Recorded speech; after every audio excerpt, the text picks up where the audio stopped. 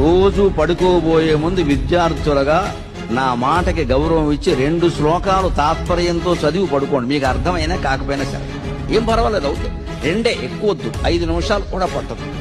పడుకునే చోట bed light అని ఒకటి ఉంటుందిగా, అక్కడ ఇది పెట్టుకుని శ్లోకం తాత్పర్యం 2 రేపు చాలు. అలా ఏడాది అయ్యేసరికి 365 రోజులు 750 శ్లోకాలు, భగవద్గీత 700 శ్లోకాలే ఉన్నాయి. ఏడాదిలో మీరు చదవడం పూర్తి చేశారు.